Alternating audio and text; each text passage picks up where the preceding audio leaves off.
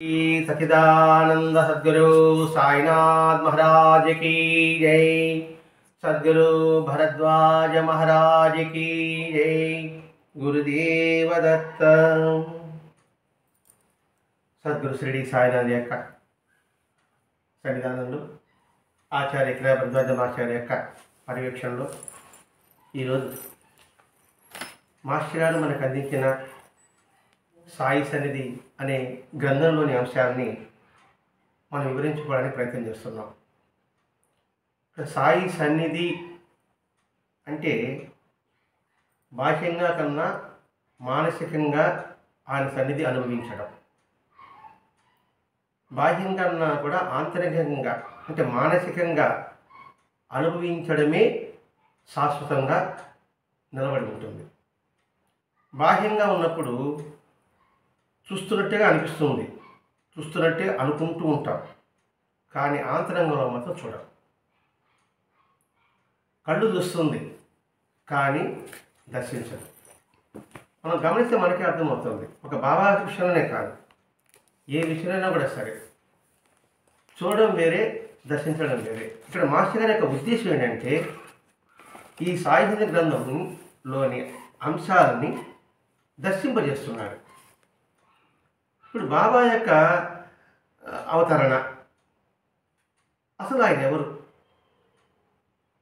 ఆయన అవతరించడానికి కారణం ఏమిటి, పూర్తి అవగాహన కలిగినప్పుడు మాత్రమే ఆయన పట్ల మనకి మన చూపు ఆంతర్యంలో ప్రవేశిస్తుంది. తెలియని వాడి పట్ల మనం ఎలా తెలుసుకుంటాం? తెలిసి ఒక వ్యక్తి గొప్పవాడు అని అనుకోండి, ఆ వ్యక్తి గొప్పవాడు ఎలా అంటే ఆ వ్యక్తి యొక్క వ్యక్తిత్వాన్ని పరిశీలిస్తే తప్ప ఆయన గొప్పవాడా అది కాదనిపిస్తే మనకు అర్థమవుతుంది. గొప్పవాడైతే ఆయన పట్ల ప్రేమ పెరుగుతుంది. అలా గొప్పవాడు కాకపోతే ఆయన పట్ల ద్వేషం కాకుండా దూరంగా వెళ్ళగలుగుతాం. మనం ఆరాధిస్తున్నాం. ఈ కలియుగంలో ఎందుకు షిరిడి సాయిని అత్యంతగా మనం ప్రార్థించాలి, ఆరాధించాలి అని మనకు మనము అవగాహన చేసుకోవాలి. ఇతర సంగతి తర్వాత చూద్దాం. అసలు బాబా యొక్క ఎక్కడి ఆకాశం గురిపడ్డా, ఏమిటి ఆయన అవసరం అంటే రహస్యం. ఇప్పుడు బాబా పుట్టుకుందా, ఎక్కడ పుట్టాడు, ఇప్పుడు దానికి ఆధారాలు ఉన్నాయా, ఇట్లా మనం పరిశీలించుకోవాలి. ఒక వ్యక్తి పట్ల పూర్తి అవగాహన రావాలంటే లోతుగా వెళ్ళగలగాలి. ఇప్పుడు రామకృష్ణ పరమహంస యొక్క వ్యక్తిత్వము అర్థం కావడానికి, అర్థం చేసుకోవడానికి, అవగాహన పెంపొందించుకోవడానికి స్వామి వివేకానంద ఎన్ని పరీక్షలు ఆయనకే పెట్టాడు. అదే రామకృష్ణ పరమహంస కూడా పరీక్షలు పెట్టుకోమన్నాడే కానీ నువ్వేదైనా పరీక్షించేద్దాం లేదు. ఎందుకంటే పరీక్షించి ఒక నిర్ధారణకు వచ్చిన తర్వాత దృఢంగా నిలబడుతుంది వారి పట్ల. పరీక్షించలేకుండా అనుకోండి, మళ్ళా గాలివాటి కాసేపు నమ్మకినట్టుంటాము, ఆ తర్వాత ఎవరు చెప్పాడు అనుకోండి నిజమే కాబోలు అనే భావం వచ్చేసింది, పైకి చెప్పవచ్చు. లేకపోతే అవునా అంటాం. అవునా అనే పదం రాకూడదు. దృఢమైన విశ్వాసం ఉంటే, ఆ దృఢమైన విశ్వాసం పెంపొందించుకోవడానికి భరద్వాజ మాస్టర్ గారు ఈ సత్సంగ రూపంలో సాయి సన్నిధి గ్రంథం మనకు అందించాడు. ఇప్పటివరకు బాబా పట్ల మనకు పూర్తిగా అవగాహన ఉంది. ఎవరు అడిగారు అనుకోండి, ఏమండి మా తెలియదండి అడిగితే, అడగకపోయినా కూడా మనకి వాళ్ళు అడిగారు అనుకోండి, వాళ్ళు చెప్పేది కాస్త ఆలోచించాలని అని అనిపిస్తుంది. అదే సంపూర్ణంగా మాస్టర్ గారు గ్రహించమంటున్నాడు. ఇక్కడ బాబా అయోనిజుడు అంటే పుట్టుక లేనివాడు, ఆత్మజ్ఞాన సంపన్నుడు. పుట్టుకతోనే ఆత్మజ్ఞాన సంపన్నుడు అంటే పుట్టుదంటే ప్రకటన అయినప్పటి నుంచే ఆత్మజ్ఞాన సంపన్నుడు. ఇంకా పుట్టుకంటే మళ్ళీ ప్రశ్న వస్తుంది. మళ్ళీ అయోనిజుడు పుట్టుక లేనివాడు, ప్రకటమైనప్పటి నుంచే ఆత్మజ్ఞాన సంపన్నుడు. ఆత్మజ్ఞాన సంపన్నుడు అంటే నేను అనే భేదభావం లేకుండా అంతా ఒకటే ఉన్నది భావనని కలిగి ఉండడమే ఆత్మజ్ఞానము. ఇష్టము అయిష్టము లేని తత్వమే ఆత్మజ్ఞానము. శీత ఉష్ణాల కంటే వేడికి చలికి అతీతుడిగా ఉండడం ఆత్మజ్ఞానము. అది పుట్టిన ఆ జ్ఞాన సంపద అంటున్నాం. అలా ప్రకటమైంది వేప చెట్టు దగ్గర. ఆ తుఫాన్ దాని ఎండ దాని ఏమి దాని దానికి తట్టుకుని నిలబడుకుని ఉన్నాడా, లేకపోతే దాచుకుని ఉన్నాడా? ఈ విషయమే ఒక వృద్ధురాలు చెప్పింది, నాన్న చూపుతారు వాళ్ళ తల్లి. ఆ ప్రకటన ఎప్పుడు 16 సంవత్సరాల పిల్లవాడికి కనిపించాడు. మరి 16 సంవత్సరాల పిల్లవాడికి కనిపించినప్పుడు ఆయన చూడడానికి ఎలా ఉంది? మనోహరంగా ఉన్నాడు, అద్భుతంగా ఉన్నాడు. ఎంత గాలి వాన కూడా తట్టుకొని అక్కడ నిలబడి ఉన్నాడు. ఇలా ఆయన యొక్క రూపము, వాడి యొక్క దినచర్య ఇవన్నీ చూస్తున్నప్పుడు ఏమవుతుంది? ఆశ్చర్యంగా ఉంటుంది. పగలు ఎవరితో మాట్లాడేవాడు కాదు, మౌనంగా ఉండేవాడు. ఊళ్ళకి తర్వాత మాట్లాడకుండా ఎలా ఉండగలుగుతారు? అది ఆత్మీయంగా నిరంతరం ఉండడం వల్ల పగలు ఎవరితో మాట్లాడేవాడే కాదు. చీకటి అంటే భయం లేదు. 16 సంవత్సరాల పిల్లవాడు అడవి ప్రాంతం, చిట్టడవి ప్రాంతం షిరిడి అంటే ఉన్నప్పుడు ఇంకా చీకటి భయం, ఒంటరిగా ఉంటాడు పిల్లవాడు. ఎవరు పరిచయం లేదు. పగలు మాట్లాడు, రాత్రి అంటే ఎవరికి భయం లేదు, ఎవరి మధ్యకి వెళ్ళడు. పగలు రాత్రి అంత చిన్న వయసులో ఎలా జీవిస్తున్నాడు? ఇది ప్రజలకు ఆశ్చర్యం. అప్పుడున్న ప్రజలకి మనం కూడా ఆలోచించాలి. 16 పిల్లవాడు పిల్లన్నప్పుడు ఆ రాత్రుల పూట ఎలా ఉండగలుగుతున్నాడు అంటే ఆయన యొక్క స్థితి అప్పటి ప్రకటన అవుతూ వచ్చినప్పుడు ఆయన వైఖరి మాత్రం ఎలా ఉంటుందంటే అద్భుతంగా మనకి మన అవగాహనకి అతీతంగా ఉంటుంది. మనకు అవగాహన భయంతో ఉంటాం, క్షణక్షణం భయంతో ఉంటాం. ఆ భయానికి అతీతుడుగా ఉన్నాడు. అంటే మానవుడిగా ఉన్నప్పటికీ కూడా మానవుడికి ఉన్న లక్షణాల కన్నా అతీతంగా ఉన్నాడు వాడు. అంటే పరిపూర్ణమైన వైరాగ్యం అక్కడ ఉన్నవాడికి మొట్టమొదట ఆశ్చర్యం కలిగింది, భక్తి కలగదా. ఇది గొప్పగా ఉన్నాడే, ఇది వీళ్ళకి అవుతుందా మీద అని ఆశ్చర్యంలో ఉన్నారే కానీ ఆయన మహాత్ముడు, సిద్ధపురుషుడు అనే ఆలోచనలకు రాలేదు. రాకపోవడానికి కారణం ఏంటి? సిద్ధపురుషుడు అంటే, మహాత్ముడు అంటే వాళ్ళకి అవగాహన లేకపోవడం వల్ల, వాళ్ళకు ఉన్న లక్షణాలు వాళ్ళకి తెలియకపోవడం వల్ల అందులో వాళ్ళకి ఒక ఆశ్చర్యం అనిపిస్తుంటుంది. కాలం అట్లా తిరుగుతూ ఉన్నప్పుడు ఎవరైనా అడిగితే సమాధానం చెప్పేవాడు, లేకపోతే మౌనంగా ఉండేవాడు. ఇది మనం కూడా ఆలోచించుకోవాల్సిన అవసరం ఉంది. అడగ కూడా సలహాలు ఇస్తుంటాయి, చేస్తాను. అడిగితే సమాధానం చెప్పు, అడగకపోతే మౌనంగా ఉండు.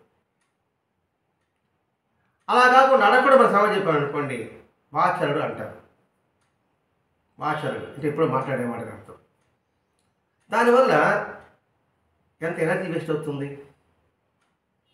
ఆ ఎనర్జీని, ఆ శక్తిని ఇంకో దగ్గర ఉపయోగించవచ్చు కదా.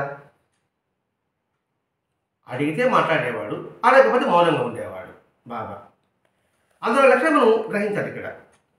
అయితే ఎప్పుడూ ఆ వేప చెట్టు కింద కూర్చునేవాడు. కొంతసేపు ఆ తుమ్మ చోపుడు తిరుగుతూ ఉండేవాడు. ఇది బాబా యొక్క ఆ మనిషి నిరంతరము వేప చెట్టు కింద కూర్చునేవాడు. అంటే ఒకే స్థలంలో, ఏకాగ్ర స్థలంలో ఏకాంతంగా నిరంతరము గడుపుతూ ఉండేవాడు. అప్పుడప్పుడు అలా తుమ్మటి తిరుగుతునేవాడు. పక్కనున్న గ్రామానికి, నిమ్గాంకి వెళ్ళేవాడు, మళ్ళీ సాయంకాలం షిరిడీకి వచ్చేసేవాడు. ఎందుకు అలా తిరగడం ఎందుకు, నిమ్గాం గ్రామానికి వెళ్ళడం ఎందుకు, ఒక దగ్గర కూర్చోవడం ఎందుకు? దీన్ని మనం ఆలోచించుకోవాలి. అంటే ఒకే దగ్గర కూర్చొని ఏకాగ్రతతో చేసే ధ్యాన శక్తి సంపన్నతని ఆ పరిసర ప్రాంతాల్లో కూడా ప్రసరింప చేయాలి. తన పాదస్పర్శతో ఆ తుమ్మ చెట్ల తుమ్మ చెట్లు అంటున్నాడు. తుమ్మ అంటే ముళ్ళు చెట్లు.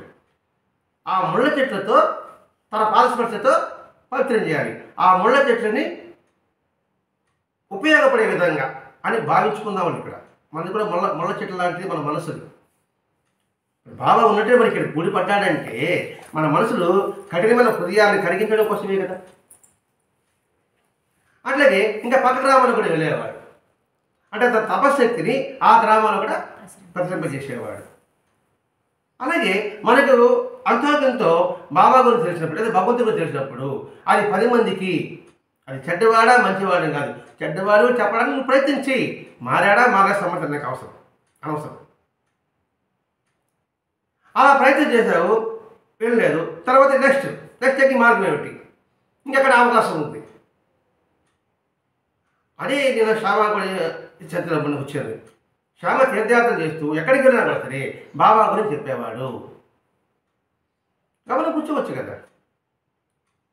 అంటే ఈ విధానం ద్వారా, అంటే బాబా యొక్క జీవిత విధానం ద్వారా మనం ఏం గ్రహించాలి అనేది ఇక్కడ మాస్టర్ యొక్క ఉద్దేశం. అది ఏం గ్రహిస్తున్నారు మీరు? చదివి పక్కన పెడుతున్నారా? చదివి అనుకుంటున్నారా? అందులో సారాన్ని గ్రహిస్తున్నారా? ఎప్పుడు ఆ పక్క గ్రామానికి ఆ నేమ్గాకి వెళ్ళినప్పటికీ అక్కడ ఒక అతనికి సంతానం లేదు. బాబా అనుగ్రహం వల్ల సంతానం కలిగింది. అంటే అతను సంతానం కలిగించడం కోసంగా బాబా ఆ ఊరికి వెళ్ళడం, అతని సంతానం ఆశీర్వదించడం, వారికి బిడ్డలు కలిగినప్పుడు ఇంకేముంది, జనాలు ఎక్కువ రావడం ప్రారంభించారు. అంటే ఇంకా తండ్రులకు షిరిడీకి రావడం ప్రారంభించారు.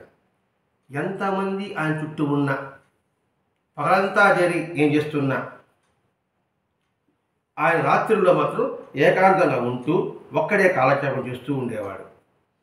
ఎంతమంది వచ్చినప్పటికీ కూడా మనసు చలించేది కాదు. ఎందుకంటే నిరంతరం ఆత్మజ్ఞాన సంపన్నం అనుకున్నాం. ఆత్మజ్ఞానం నిమగ్నం ఉండడం వల్ల ఎందుకు చంచలం కాదు? అంటే రూపము, పేరు, గుర్తొస్తే చంచలం. రూపము, పేరు, గుణము వస్తే చంచలం. రూపము లేదు, పేరు లేదు, గుణము లేదు, అంతా ఒకటి, ఎందుకు చంచలం ఉంటుంది? అంతా ఒకటే అన్నప్పుడు ఇంక మనసు షేక్ అవుతుంది. కాబట్టి ఎంతమంది ఉన్నప్పటికీ కూడా ఆ దశ చేయండి, ఆయన రూపం చూడడంలా, గుణం చూడడంలా, పేరును చూడడం లేదు. నిరంతరము అందులో చైతన్యాన్ని దర్శిస్తూ ఉన్నాడు. కాబట్టి పైకి గలాట అనిపిస్తుంది బయట వారికి, అతనికి ఒక ఓంకారం వినిపించవచ్చు. ఓంకారం నిరంతరం ఇచ్చినప్పుడు ఇంకా మనసు చైతన్యం ఎలా ఉంటుంది? అర్థమని భావిస్తున్నారు. అందుకే శబ్దము, పదజాలము రెండు ఈ భగవద్గీతకి అనుసరణ చేసుకున్నాం అనుకోండి, అది శబ్దము, ఇది పదం అని తెలియదు. మొత్తము ఒకటే ఓంకార శబ్దం, అంటే ఒక సాయినామం లేకపోతే ఇంకో నామం. అలా ఉన్నప్పుడు నిరంతరం దాని దృష్టి అనే ఉంటుంది కదా. అంటే దృష్టిని బట్టి సృష్టి అంటాం. నువ్వు చూసే దృష్టిని బట్టే అక్కడ సృష్టి కలుగుంటుంది. కాబట్టి ఇక్కడ దృష్టి కూడా ఎంతమంది ఉన్నప్పుడు కూడా దాని మీద దృష్టి ఉంటుంది. మనం ఇప్పుడు సమ్మేళనం ఉన్నాము, సమ్మేళనం అంతా తిరుగుతూనే ఉన్నాం, మనకు అంతా ఎదురుబడి ఉంటారు.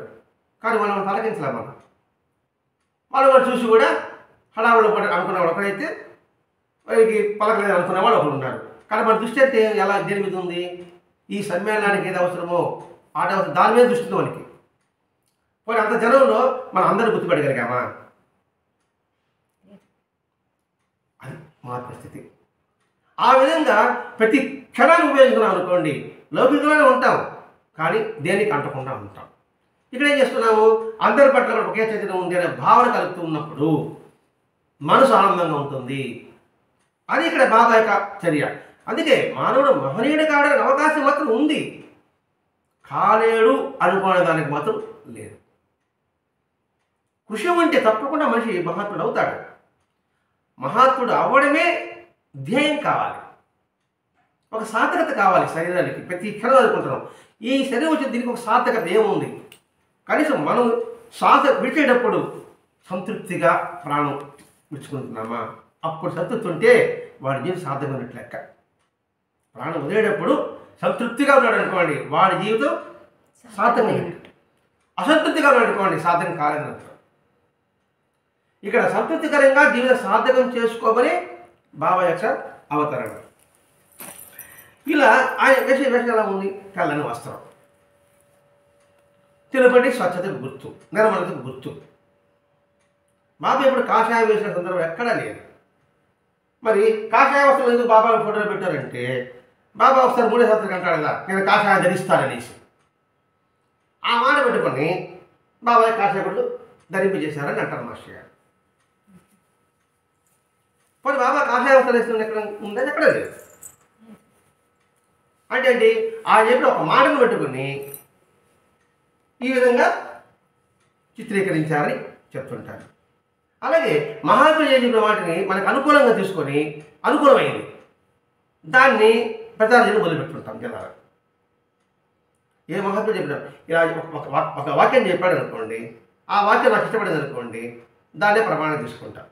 ఇప్పుడు మహాత్ముడు నాకు ఒక పని చెప్పాడు, అది మీకు సంస్కారానికి మీకు పనికిరాదు. నాకు చెప్పాడు కాబట్టి ఇది కరెక్ట్ అని నేను అందరి మీద దీన్ని రుద్దడానికి నేను ప్రయత్నం చేస్తున్నా. ఎవరి సంస్కారం తగ్గట్టే మహాత్ములు చెప్తారు. నన్ను ఇలా చేయమన్నాడు కాబట్టి ఇలా చేయండి, నన్ను ధ్యానం చేయమన్నాడు కాబట్టి పుస్తకం పక్కన పెట్టేయండి, మీరు కూడా ధ్యానం చేయండి. లేదు నన్ను పాలన చేయమన్నాడు, మీరు ధ్యానం చేయబకండి, పాలన చేయండి. అట్లా వచ్చింది కాషాయవస్త్రాలు కూడా.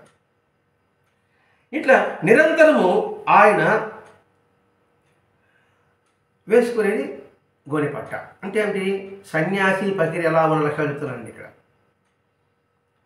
ఎక్కడ పరుపు అనే పదం వాడడు, ఒక గోనెపట్ట, చీకి గోనె, అది కూడా చీకి గోనెపట్ట. ఇది బాబా సంగతి తెలియకపోయిన గులమూడి వెంకటేశ్వరాన్ని, ఆయన స్వయంగా 82 వరకు జీవించి ఉన్నారు. ఆయన స్వయంగా చూసిన వాళ్ళు ఆ ప్రదేశంలో ఆయన వాడిన వస్తువులు ఏంటి కానీ గమనించగలిగితే ఆయన గోనెపట్టానే. ఇంకా చివరి స్థితిలో చేశారంటే పరుపు పెట్టాలంటే దూదుపరద చేసి ఏదో గడ్డి మారుకుంటుంది, దాన్ని వేసి కుట్టేస్తే దాని మీద వస్తున్నాడు. చివరిలో అది కూడా అంటే ఎంత నిరాడంబరత. ఫకీర్ అనేవాడు, సాధువు అనేవాడు, సన్యాసి అనేవాడు ఏ విధంగా ఉండాలి అనే లక్షణాలు కలగాలంటే బాబా యొక్క జీవితంలో మనం గమనించాలి. అంటే ఇవన్నీ ఎందుకు చెప్పుకుంటున్నామంటే ఇప్పుడు బాబా యొక్క స్థితి ఏమిటి అర్థమైంది అనుకోండి. మరి అంత స్థితిలో ఉన్నప్పుడు, గొప్ప స్థితిలో ఉన్నప్పుడు కూడా బాబా యొక్క వస్త్రధారణ ఎలా ఉంది, ఆయన మాట తీరు ఎలా ఉంది, అద్భుతం, అమోఘం. కాబట్టి ఆయన మించిన వాడు ఎవరు లేరు అనే భావన హృదయంలో ఏర్పడింది అనుకోండి, భక్తిభావం పెనుగుతుంది. నిరంతరము దుని వెలిగిస్తుండేవాడు, దాన్ని చూస్తూనే ఉండేవాడు. వెలిగించాడు, దాన్ని చూస్తూ ఉండడం ఏంటి? ఎందుకు చూస్తూనే ఉన్నాడు? చూడాల్సిన అవసరం ఏమిటి అంటే మాస్టర్ రాస్తున్నటువంటి తదేకంగా చూస్తుండడం వల్ల తనలోని ప్రాపంచికమైన కోరికలు దగ్ధం చేయడం, అందుకోసం తదేకంగా చూస్తూ ఉండడం, చివరకు తన అహంకారాన్ని కూడా దునికి సమర్పణ చేయడం. ఇంతటి భావం ఉంటుందండి. చూపు మామూలు చూపే, కానీ అంతర్ముఖం చూస్తుంటే నా అహంకారం దీనిలో తగలబడిపోవాలి, నా అహంకారం దీనిలో తగలబడిపోవాలి, నా ప్రాపంచ కోరికలన్నీ కూడా దగ్ధమైపోవాలి అనే భావంతో చూస్తూ ఉండడం, ఆ భావం చూస్తూ ఉంటాడు అనమాట. అలాగే మనము దీపం వెలిగిస్తుంటున్నాం, మనము స్టవ్ వెలిగిస్తుంటుంటాం. ఈ భావం పెంచుకోవాలి. ఈ దీపం మా జీవితం కూడా ఈ దీపం ప్రకాశవంతంగా ఉండాలి అని దీపాలు చూస్తున్నాం అనుకోండి, అదే ధ్యానం అవుతుంది. అందుకే సాయినాథుడు లెండి తోటలో ఉన్నప్పుడు ఆ నందేపేయండి గోతి అవుతాడు, దీపం పెడతాడు, చుట్టూ తల కట్టుకుంటాడు, దాని మీద తదేగా చూస్తుంటాడు.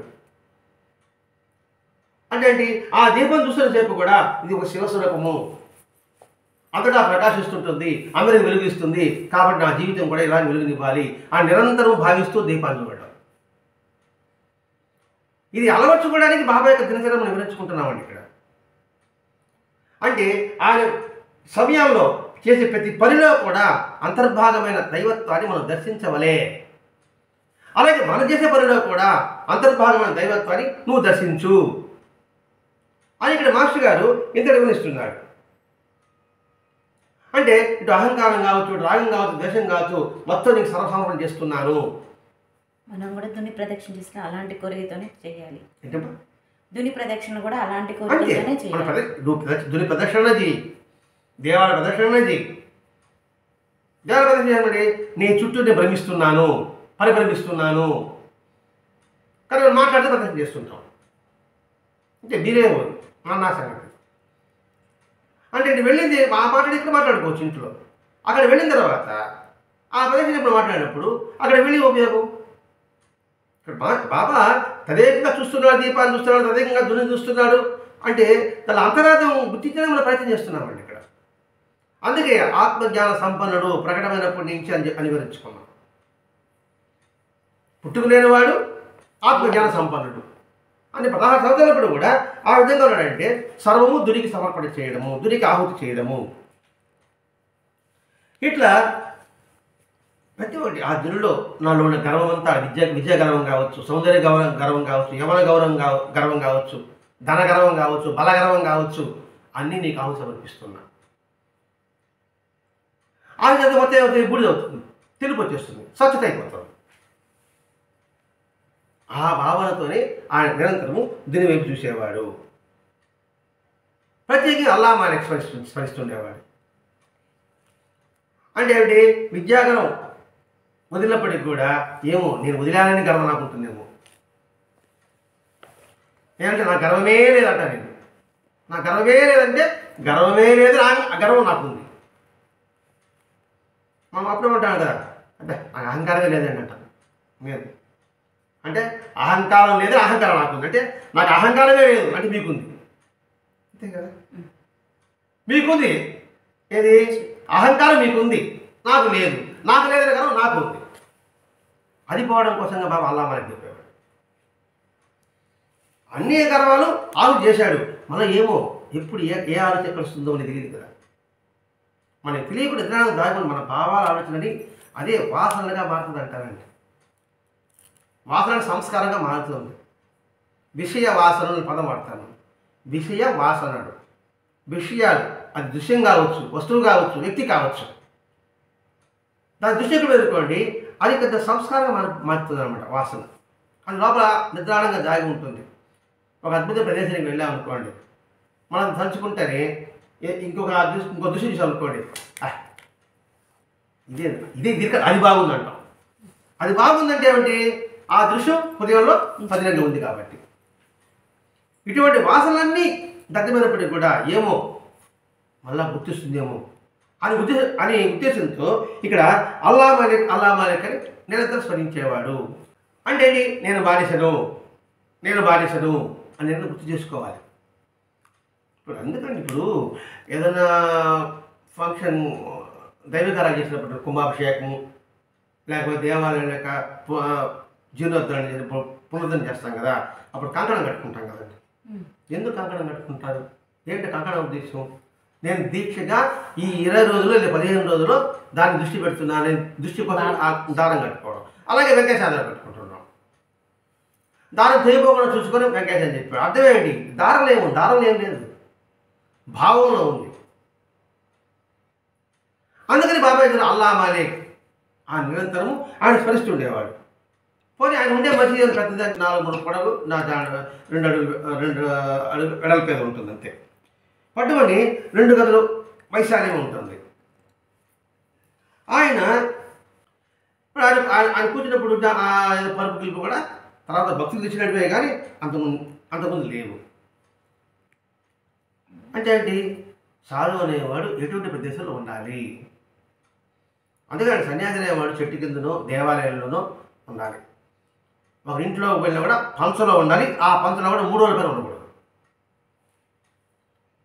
అందుకని నిజమైన ప్రక్రియ చాలా అరుదుని బాబా చెప్పాడు. ఆ లక్షణాన్ని బాబాలో కనిపిస్తుంది మనకి. పోనీ ఆ మసీదు ఏమైనా మట్టి గోడలే కదా ఉంటుందండి, మట్టి గోడలు గుట్లగా ఉంటుంది. అయినప్పటికీ కూడా ఎక్కువ కాలం అక్కడే ఆయన నివసించాడు. నిరంతరము దీపాలు వెలిగించాడు. ఒక్కోదాన్ని గురించుకుంటున్నామండి, ఎందుకంటే ఆత్మజ్ఞాన సంపన్న అనుకుంటున్నాం. ఆ దీపాలు వెలిగించిన ఒక అర్థం ఏంటి? ప్రమిదే దేహం, నూనె సంస్కారం, ఒత్తే జీవుడు, జ్ఞానమే అగ్ని.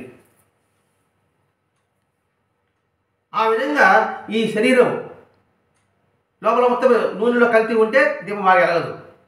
అలాగే ఈ సంస్కారం ఉత్తమైనగా ఉంటేనే ఆ ఒత్తికి ఆ జీవుడికి బాగుంటాడు. అటువంటిప్పుడు జ్ఞానం అనే అగ్ని కలిగిస్తే దేదీప్యమానంగా నిరంతరం వెలుగుతూ ఉంటుంది. 2 చీకటిని పారుదలే జ్ఞానస్వరూపుడు నేను చెప్పడం. తమసోమ జ్యోతిర్గమయ అనేదానికి నిదర్శనం. తమసోమ జ్యోతిర్గమయ, తమస్సోమ అంటే తమస్సు, తమస్సు అంటే అజ్ఞానం, రాక్షస గుణం. ఆ తమస్సు స్థానంలో నువ్వు జ్యోతిర్మయంగా ఉండాలి మనం అందరము అనే భావన దీపాలు వెలిగించడం కాబోలు. ఇట్లా ఒక్కొక్కటి ఒక్కొక్కటి తీసుకుంటే ఆయన ఒకరోజు చావడిలో ఉంటాడు, ఒకరోజు మసీదులో ఉంటాడు. ఈ దర్శించడానికి దేవిదాస్ అని, జానకిదాస్ అని వాళ్ళు వేరే సామ్రాజ్యం చెందిన వాళ్ళే. ఏదో మహానుభావ సాంప్రదాయం ఉండొచ్చు. ఏ సామ్రాజ్యం చెందినప్పటికీ కూడా ఇక్కడికి వచ్చేది అన్ని సాంప్రదాయం ఒకటైపోయింది. ఇప్పుడు నేను వేరే సాంప్రదాయం అనుకోండి, మీరు వేరే సాంప్రదాయం, నేను రాను. నేను ఎట్లా వస్తాను? మీరు ఈ సాంప్రదాయం రాదు, నా సాంప్రదాయం గొప్ప అనుకుంటాం. కానీ ఈ జానకిదాసు, దేవిదాసు వేరే సాంప్రదాయం అయినప్పటికీ కూడా బాబా సన్నిధికి వచ్చారంటే ఆ సాంప్రదాయ సారాంశం అంతా కూడా బాబాలో ఇవ్వబడి ఉంది. ఆ సారాంశంలో అతీత పరిస్థితిలో బాబా ఉన్నాడు. అదని బాబాతో నిరంతరం సత్కార్యం చేసేవారు.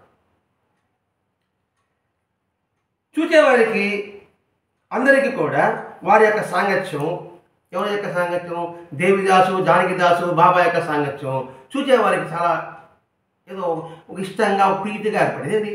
ముగ్గురు యొక్క కలయిక.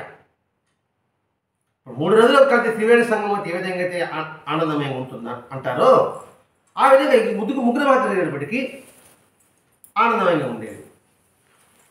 అలాగే వైష్ణవ భక్తుడు గంగగిరి బాబా. వైష్ణవ భక్తుడు ఈయనేమో ముస్లిం భాష, ఉండేదేమో మసీదులో. ఎలా వస్తారు అంటే అండి, నిజమైన ఆత్మజ్ఞానం కలిగిన వారికి మతము, కులము, జాతి ప్రసక్తి ఉండదు. పండిత సమదర్శన, పండితుడు అనేవాడు అందరి పట్ల సమభావం కలిగి ఉంటాడు.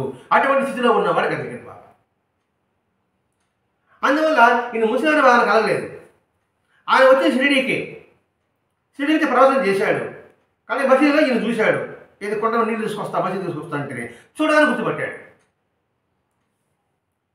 ఏం గుర్తుపెట్టాడు? ఆయన వేషం గుర్తుపట్టలేదు, ఆయనలో ఉన్న ఆత్మ చైతన్య తత్వాన్ని గుర్తుపట్టాడు. అందువల్ల ఈ పేడ గొప్పకి అంత రత్నం లభించింది అన్నాడు. అది నిజమైన పండిత లక్షణం. అంతేగాని మా సాంప్రదాయమే కరెక్టు, మీదంతా తొక్కు అని చెప్పేవాడు పండితుడే కాడు. వాడికి అవగాహన లేదని అర్థం. అందుకే బాబాను పూజించకూడదని ఓరి తీవ్ర ఇంతకుముందు ఒక 1 సంవత్సరం వచ్చింది. ఆయన పూజించేదండి అని. నిజంగా భగవద్గీతలో ఏం చెప్పాడు? నువ్వు ఏ రూపంలో నన్ను కొలిచినా అది నాకు చేతుని కృష్ణుడు చెప్పాడా లేదా? మరి ఆ రూపంలో కొలుసుకుంటున్నాడు, నీకే కష్టం. అన్ని రూపాయలు ఒకటే అన్నప్పుడు ఆ రూపంలో యద్భావం తద్భవతే చెప్పాడు కృష్ణ భగవానుడు. మరి ఏ రూపంలో ఆరాధిస్తే నీ నష్టం ఏంటది? వాడు ఆరాధిస్తున్నాడా లేదా? లేదా పక్కదవ పడుతున్నాడా? పోనీ బాబా ఏం చెప్పాడు? మంచి చెప్పాడు, చెడు చెప్పాడా? నా మతంలో చేరమని చెప్పాడా? ఇతర వాళ్ళు చెడ్డదని చెప్పాడా? సంస్కృతం చెప్పాడు, అరబ్బీ చెప్పాడు, అన్ని భాషలు మాట్లాడుతున్నాడు, అన్ని సాంప్రదాయాలు చదివిస్తున్నాడు. విశ్వనాథ పారాయణ చేయించాడు, బాబాద్రాన్ని చదివించాడు, ఖురాన్ చదివించాడు. మరి ఎక్కడ ఎందుకు తప్పడం అవసరం ఏమిటి? ఇట్లా మనం ఆలోచించుకోవాలండి. నిజంగా అంతా ఒకే భావం వచ్చినప్పుడు ఎవరెట్లా కొలుస్తున్నారా లేదా అనేది మనం గుర్తించాలి. ఇక్కడ ఇట్లా ప్రతి ఒక్క అంశంలో కూడా ఈ మహాత్ములు ఈ దగ్గరికి రావడం అన్నీ కూడా చూసినప్పుడు అనుకోండి. అలాగే అతను కూడా మన శిష్యుడు ఆనంద స్వామి, ఆయన వచ్చి ప్రశంసించాడు. ఇది అసలు వజ్రం అన్నాడు. అది వజ్రం అంటే నేనెవరు? వజ్రం తక్కువే. కానీ నన్ను ఎక్కువ అనుకుంటున్నారు. నన్ను ఎక్కువ అనుకోబాకండి, నాకన్నా ఎక్కువ ఆయన అనే విషయం మనం చెప్తూ వస్తున్నాడు అన్నమాట. ఇక్కడ ఇలా బాబా మామూలుగా యువకుడున్న రోజుల్లోనే ఆయన నిరంతరము శ్రమిస్తేవాడు. అంటే సోమర్పణాన్ని విడనాడండి, లేకపోతే పాడుబడే జ్ఞానం చదువు చేసి దాన్ని మొక్కలాలు నాటాల్సిన అవసరానికి ఏమిటి? ఆయన బిడ్డతో జీవించాడు. సరే ప్రకృతి ఎవరితో కలవడు, మరి ఈ చెట్లు ఎందుకు, ఈ మొక్కలు నాటడం ఎందుకు అంటే ఆయన జీవితాన్ని చూపిస్తున్నాడు. నిరంతరము శ్రమించు, సోమర్పణాన్ని విడనాడు. ఆ తాటికి కుమ్మరాడు 2 కొండలు అడిగాడు, పచ్చి కొండలు అడిగాడు. పచ్చి కుండలో నీళ్ళు నిలబడుతుందా? మరి పచ్చి కుండలు ఎందుకు అడిగాడు? కాల్చిన కుండలేసే ఎందుకు అడిగాడు? మన మొదలు పచ్చి కుండ తిరిగి మళ్ళీ మట్టిలో కలిస్తే మళ్ళీ మట్టి తయారు చేయొచ్చు. కాల్చిన కుండ మన ఎందుకు పనికిరాదు, దానికి మళ్ళీ రూపం రాదు, అది జన్మరాహిత్యం. అందుకే పచ్చి కుండలు అంటాడు. మనల్ని పచ్చి కుండలను తీసుకుని తన చేతి స్పర్శతో ఆ పచ్చితోనే వాటికి నీళ్లు పోస్తున్నాడు. మనలాంటి పచ్చి మన బసలతోనే మనలో సంస్కారం నింపడానికి ప్రయత్నం చేస్తున్నాడు. ఇప్పుడు ఆయన జీవితమే కదా, ఇప్పుడు మనందరూ పచ్చి కుండలదే. ఇప్పుడు ఆయన జీవితం ద్వారానే కదా మనకేదో మంచి వచ్చాడో తెలుసుకుంటున్నాం. మరి ఈ పచ్చి కాలాలంటే నిప్పులో పడాలి. నిప్పులో పడాలంటే మొట్టమొదటి పచ్చిలో కొంచెం సమగ్రతనో లేకపోతే నిష్టనో లేదా దృఢత్వమనో ఏర్పరచుకుంటూ ఉండడానికి మనం ప్రయత్నం చేయాలి. వెంటనే నీళ్లు పోసి ఆ పక్కన పెడితేనే అది మళ్ళీ మట్టి అయిపోతుంది. అంటే ఏంటి? మహాత్ముల స్పర్శ ఉన్నంత వరకు, వాడి సన్నిధి ఉన్నంత వరకు వాడి ఆలోచన సరళు సవ్యంగా ఉపయోగపడంగా ఉంటుంది. ఆయన చెయ్యి వదిలిపెట్టగానే మామూలు స్థితికి వచ్చేస్తాం. అర్థమైన భావిస్తున్నా ఏమో. పచ్చికొండ ఆ చేతిలో ఉన్నందుకు ఉపయోగపడింది, చెయ్యి జారగానే మన మామూలు స్థితికి వచ్చేసింది. సత్వగుణం ఉన్నంత వరకు బాగుంటున్నాం, సత్వం విడనాడగానే మనం మామూలు అయిపోతున్నాం. ఇప్పుడు ఏం చేయాలి? సత్వకు విడిచిపెట్టా కూడా మామూలుగా కాకుండా స్థిరతగా ఉండడానికి మనం ప్రయత్నం చేయండి అని భావించుకోవడానికి అవకాశం ఉంది.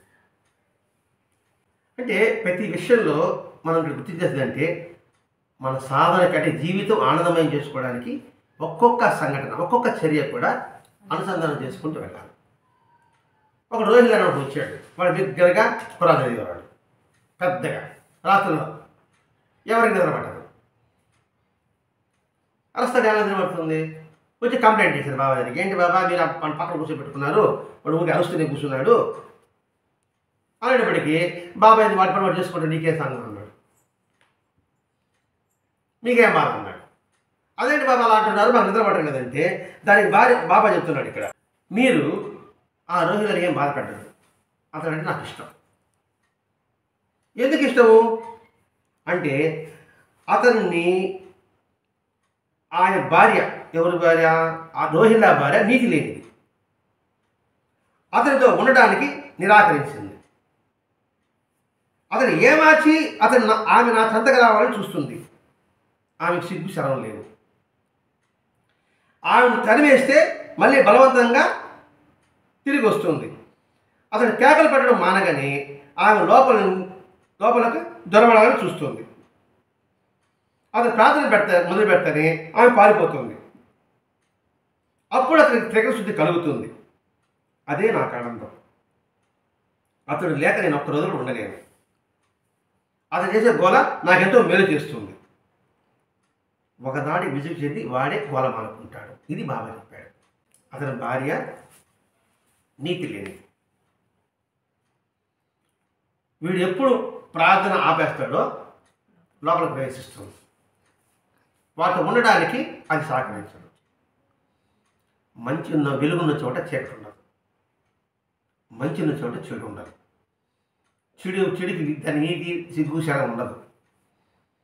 అది లోపల మనిషిని ఆవహించడానికి అది ప్రయత్నం చేస్తూనే ఉంటుంది. వీడు ఎప్పుడూ నిరంతరం భగవత్ స్మరిస్తూ ఉండడం వల్ల, నిరంతరం సత్యాన్ని అడ్డుపెట్టుకుని ఉండడం వల్ల అది లోపల ప్రవేశించడానికి దానికి దారి చిక్కదు. ఎప్పుడు ఆపేస్తాడా, ఎప్పుడు లోపల సరపెడతామా అని ఉంటుంది. ఎప్పుడు సత్యంగా దూరం అవుతాడు వీడు, అప్పుడు వీడు కబలిస్తామా అని ఉంటుంది ఆ అజ్ఞానం. భార్యని అజ్ఞానంతో పోల్చుకోవాలి అంతే. అందుకే నీతి లేదన్నాడు ఇక్కడ. అందుకని వాడు అరుస్తున్నాడు. వాడు అరుస్తుంటే నాకు ఆనందంగా ఉంటుంది. ఎందుకని? వాడు సత్పంతం కలుగున్నాడు. ఎప్పుడు కూడా ఎప్పుడు భగవంతుడు స్మరిస్తున్నాడు కదా, వాడిని నాకు ఇష్టం అన్నాడు. మన సంగతి ఏంటి? నిరంతరము ఆయన సన్నిధి ఉన్నంత వరకు మన అజ్ఞానం దరిదాపులకు రాదు. జ్ఞానస్వరూపుడైన ఆ జ్ఞానం ఉన్న చోట అజ్ఞానం అంటే నీడ మన దరిదాపులకు రాదు. దానికి ఉదాహరణ మనం చెప్పుకుంటున్నాం. ఒక స్ట్రీట్ లైట్ ఉంది. స్ట్రీట్ లైట్ ముందుండి దాని ముందు మనం పోతున్నప్పుడు మన నీడ వెనకుంటుంది. అంటే ఏమిటి? మనకు దగ్గర ఉంది, మన అజ్ఞానం వెనకుంటుంది. కరెక్ట్గా స్ట్రీట్ లైట్ ముందుకు వచ్చామనుకోండి, అక్కడ నీడ కనపడదు, అజ్ఞానం పారిపోతుంది. ఆ లైట్కి దూరమైన అనుకోండి, మనకన్నా ముందు నీడ ఉంటుంది. అది చిత్తానికి. అందుకని ఆ స్థితిలో వాడు ఉన్నాడు కాబట్టి అతడంటే నాకు ఇష్టము అని భగవంతుని స్మరించిన సాంగత్యం నాకు గిట్టదు అని బాబా చెప్తున్నాడండి ఇక్కడ. భగవంతుని స్మరించే సాంగత్యం నాకు గిట్టదు. ఇప్పుడు బాబాకి ఇష్టపడేది ఏది? నిరంతరము సత్కాలక్షేపము, సాధు సేవ, సదన సాంగత్యము, సద్గంధ పఠనము, సత్సంగము. ఇవి అంటే ఆయనకి ఇష్టం.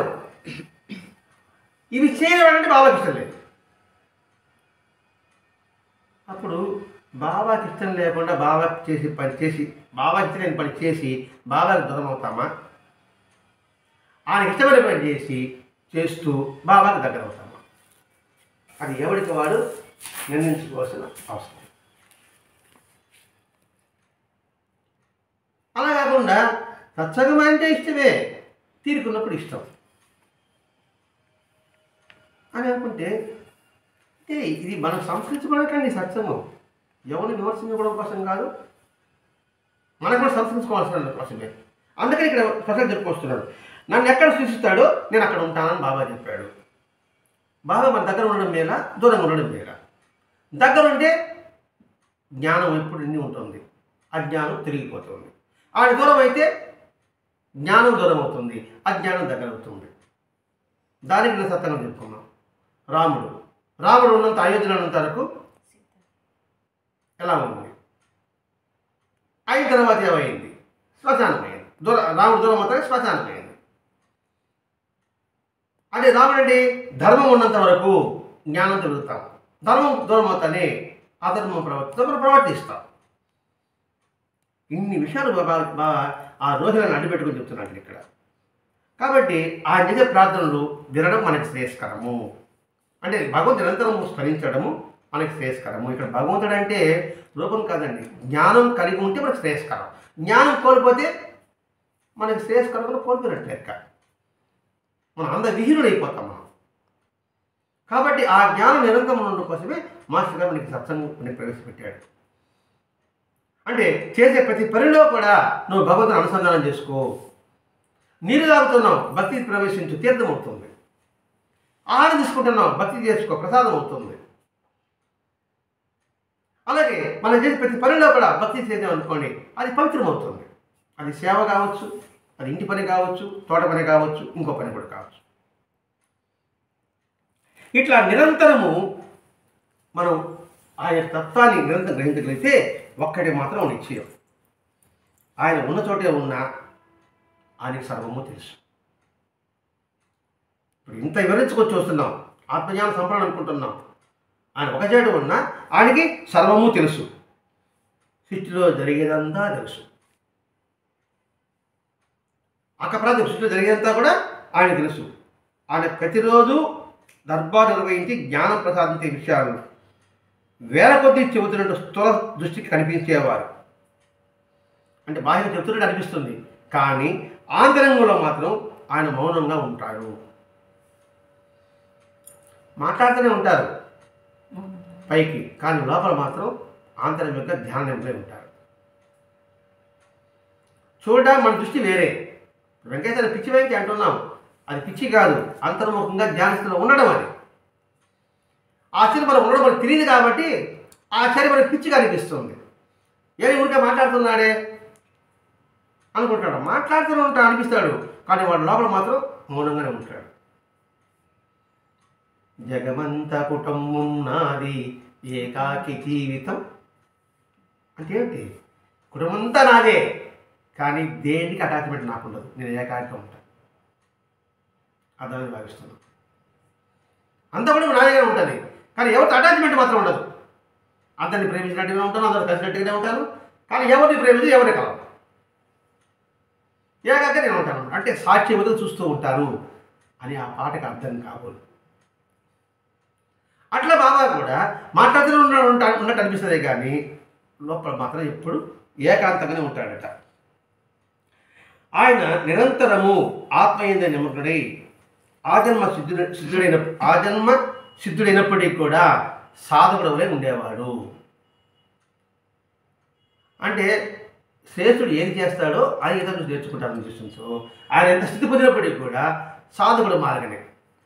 ఉదయాన్నే తెలియడం, దీపాలు సరి చేయడం, దున్ని సరి చేయడం, భిక్షకి వెళ్ళడం అంటే ఏంటి? ఎంత జ్ఞానం అయినప్పటికీ కూడా నువ్వు మామూలుగా సాధకుడుగానే మెలుగు. అంటే ఎంత ఎదిగినా ఒదిగి ఉండి అవ్వచ్చుకో. అంతేగా ప్రత్యేక నాకు స్థితి వచ్చింది అని పోదు పట్టుబాక నాలాగా అని చెప్పడం. కాసేపు వచ్చిన మీకందరికి అతీతం అనే భావంలో నాలా కలుగుతుంది. అలా కలగనీకోబాక ఆయన లేడు అని ఇక్కడ తెలియజేస్తున్నాడు. అంటే నమ్రత నిరహంకారాలతో ఆయన సర్వులకు సంతోషం వేయడానికే ప్రయత్నిస్తుండేవాడు. అందరికీ ఆనందించడానికి ప్రయత్నం చేస్తూ ఉంటాడు. వీటికైనా నేను చెప్పేది, వీరికే సంతోషం పెట్టేది, మనకేం వస్తుంది అని భావించాడు. అర్థం భావిస్తున్నాం. ఆచారం అనుకోండి, నాకన్నా తక్కువ వాడికి నేను బోధిస్తాను, ఎవరికన్నా సలహా ఇస్తానా? ఏమో కదా, వాళ్ళ దగ్గర అనిపిస్తుంది. కానీ బాబా నమ్రతతో నిరహంకారంతో ఆయన నమ్రత అంటే వినయం. వినయం ఏంటంటే వాడికంటే తక్కువని భావన నేను చెప్పడమే, ఆయన భగవతుడి రూపంలో చెప్పడమే. నమ్రత అంటే వినయం, నిరహంగా అహంకారం లేకుండా ఉండడం, సర్వుల్ని ఆనందింపజేయడం ప్రయత్నంలో ఉంటాడు ఆయన. అందరినీ ఆనందింపజేయాలి. ఇప్పుడు ఆనందించాలంటే మనసు తగ్గాలంటే, ఇప్పుడు ఆయన కాళ్ళ మీద పడ్డామంటే అది నిలబడుతూ ఉంటాడా? వంగుతాడు కదా, మనకి లేవ తీస్తాడు కదా. అది నిరహంకారం అంటే. నేను బిగుసుకుంటామా? బిగుసుకుంటాం, మన మామూలు మనం కూడా బిగుసుకోం కదా అండి. అందుతో నిరంతరము ఆయన సంతోషం వేయడానికి ఆయన ప్రయత్నిస్తూ ఉంటాడు. అందుకని సాయినాథుడు ఆత్మజ్ఞాన సంపన్నుడు. ప్రకటమైనప్పటి నుంచి కూడా ఏదో మధ్యలో వచ్చింది అని కాదు, అయోనిజుడు, పుట్టుకు లేనివాడు. ఇప్పుడు ఈ తత్వమంతా ఒక్కసారి మనం వెనక్కి రెఫర్ చేసుకుంటే బాబా యొక్క జీవితం 16 పిల్లవాడు ఉన్నప్పటి నుంచి చివరికి శరీరం వదిలిపెట్టే వరకు కూడా ఆయన జీవితం ఎలా ఉంది? ఆయన జీవితమే మనకి ఆదర్శం. కాబట్టి ఆ ఆదర్శాన్ని తీసుకుని మనము ఆత్మజ్ఞాన సంపన్నం కావాలని మాస్టర్ గారు ఈ సాయి సన్నిధి గ్రంథాన్ని మనకు అందించారు. అది అలవర్చుకుంటే మన నిరంతరము ఆయన సన్నిధిలో నిద్రించగలం, ఆయన ఒడిలో వాళ్ళని ఆడగలం, ఆడుకోగలం. అందుకని మాస్టర్ గారు ఈ సాయి సన్నిధి గ్రంథం ఒక నామతో పోల్చుకుంటూ ఈ నామ ద్వారానే నువ్వు గమనించగలవు అని చెప్పడం మాస్టర్ గారి ఉద్దేశం. ఆ భావాన్ని మనం తగ్గిపరుచుకుంటూ నిరంతరము మనం ఎవరైతే ఆరాధిస్తున్నామో, ఇప్పుడు బాబా కాబట్టి బాబా చెప్పుకుంటున్నాం ఆత్మజ్ఞాన సంపూర్ణని. రాముడు పెట్టుకుంటే రాముడు ఆత్మజ్ఞాన సంపూర్ణుడే, యేసుక్రీస్తు ఆత్మజ్ఞాన సంపూర్ణుడే, ప్రవక్త ఆత్మజ్ఞాన సంపూర్ణుడే, బుద్ధుడు ఆత్మజ్ఞాన సంపూర్ణుడే, రావణ మనిషి ఆత్మజ్ఞాన సంపన్నుడే. నువ్వు ఎవరిని ఆరాధన పెట్టుకుంటావో ఆ ఆరాధ్యం చెప్పిన రీతిలో, ఇష్టమైన రీతిలో, మెచ్చిన రీతిలో నువ్వు నడుచుకోగలిగితే వారికి దగ్గర కాగలవు. అలా కాకపోతే వాళ్ళకి దూరం కాగలవు, అంటే జ్ఞానానికి దూరం కాగలవు. మనం నిరంతరం జ్ఞాన సంపన్నులై ఉండాలని, అది కలిగించాలని ఆ సాయి మాత ప్రార్థిస్తూ స్వస్తి. శ్రీ సచ్చిదానంద సద్గురు సాయినాథ్ మహారాజ్ की जय, सद्गुरु भरद्वाज महाराज की जय, गुरुदेव दत्त।